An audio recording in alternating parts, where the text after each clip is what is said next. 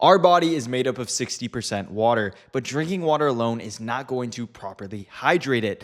And it's probably why you're feeling sluggish throughout the workday, why you can't seem to remember that prospect's name, and why you can't concentrate past 2 p.m. So I'm going to explain why dehydration is killing your performance, how to tell if you're actually hydrated, and give you a simple framework to properly hydrate so you can stay sharp all day long. Now, before we get started, I want to quickly introduce myself. My name is Trevor, and I help scaling entrepreneurs turn health into their unfair advantage without becoming a full-time biohacker, so they can perform better, feel better, and ultimately scale their business faster. So why is dehydration killing your performance? Well, water is one of 6 essential nutrients for the body, and it's arguably one of the most important ones. And not only is your body comprised of 60% water, but your brain is made up of around 75% water.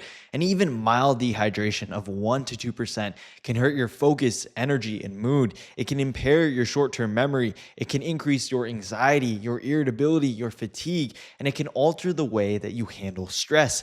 And what this is doing is it's making your brain and body work harder. And this can be why you feel so foggy and sluggish throughout the workday. So if you're not properly hydrating, you are leaving performance on the table. Okay, so how do you actually tell if you're dehydrated? Well, the simplest way is through the WHAT framework. Every morning you check 3 things: your weight, your urine, and your thirst. So have I lost a couple pounds since yesterday?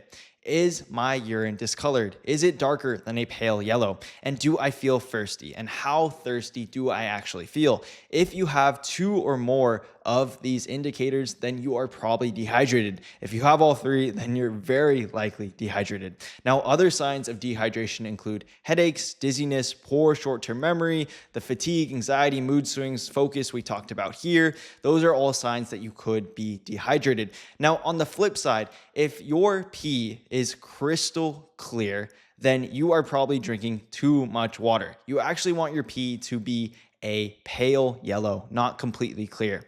Now, if you do want a more rigorous test, then you can buy these urine gravity test strips on Amazon. I think they cost like $15 for 30 of them, and you dip them into your urine, then you get a color out and you can compare to the chart and see if you're actually dehydrated, and that is another way of doing it. Okay, so how can we properly hydrate? Well, first, you need to figure out your daily hydration needs. You take your body weight in pounds, divide this by 2, and then you get your daily fluid goal in ounces. So if you weigh 180 pounds, then you're going to need to consume 90 ounces of fluid per day. Now, this is a starting point. You're going to need to experiment. You're going to have to see if you're actually hitting your hydration needs using things like the gravity test strips or the WHAT framework. And then you might need to adjust your daily hydration based on those results. Now, fluids, they come from not only water, but drinks like juice, milk, even sodas, even alcohol, although it's not great for hydrating you, even soups, and even food. Foods like fruits and vegetables are primarily water. Now, if you eat a highly processed diet, then less foods are going to come from your food, because in a highly processed diet, most of the fluids, most of the water are processed out of that food. They're either cooked out, fried out, or dried out. Now, if you eat a whole food diet, more fluids will come from your foods. Again, fruits and vegetables are primarily made up of water. Okay, going back to our original example, let's say your fluid goal is 90 ounces, and let's say you consume a highly processed diet. That means the majority of your fluids are going to come from water and other drinks like juice or milk. Now, on the flip side, let's say you consume a whole food diet where you're eating lots of fruits and vegetables. That means a good chunk of your fluid is going to come from that food. So you're going to need to drink less fluid throughout the day. Instead of drinking 90 ounces of fluid, you might only need to drink 70 or even 50 ounces of fluid because you're getting such a large portion of fluid from your diet. Now, one factor we need to take into account is hydration killers. These are activities that deplete us of fluid and electrolytes, which we'll talk about in the next section.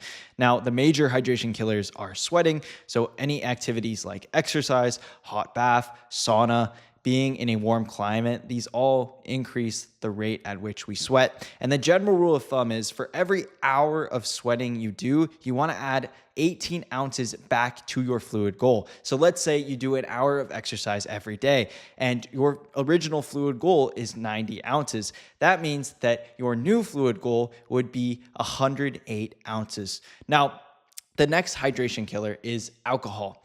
And what alcohol does is it again depletes you of fluid and electrolytes. And the general rule for alcohol is for every drink you have, drink a glass of water, which you've probably heard 1,000 times. Next, we have excessive caffeine. So if you're drinking 4 to 5 cups of caffeine, again, this can deplete you of electrolytes and also fluids. So if you're drinking 4 to 5 cups of caffeine, you want to make sure to replenish those fluids. You drink 1 to 2 glasses of water. Now, what the fuck are electrolytes? This is probably a question you've asked yourself. You know, these health influencers, they beg you to buy their electrolytes, but why do we actually need them? And what electrolytes do is they help your body actually use the water you drink. Without them, most of the water just gets flushed out. And the main electrolyte that helps us retain the water that we actually consume is sodium.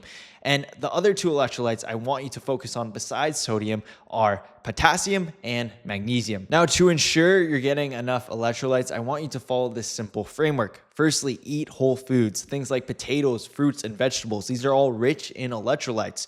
Next, you want to supplement with magnesium because you're probably not going to get enough magnesium through your diet alone. And besides electrolytes, magnesium is essential for many different processes throughout the body. It's involved in over 300 different enzyme reactions. So you want to supplement with some form of magnesium, around 200 to 400 milligrams. You can use something like malate or citrate during the day. And then for night, you can use something like magnesium glycinate. And finally, you want to salt your foods to make sure you're getting enough sodium in.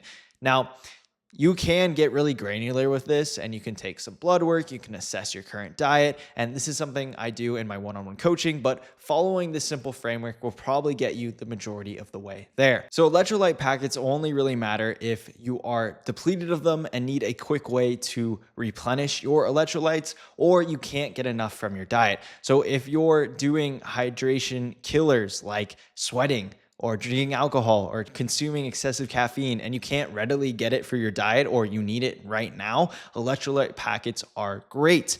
Also, if you're not getting enough electrolytes from your diet because you're eating a highly processed diet, then you also want to look into electrolyte packets because those are going to be a good source of potassium and magnesium and also sodium, but you're probably getting enough sodium if you're eating a highly processed diet. Now, the main problem with electrolyte packets is they don't give you nearly enough electrolytes.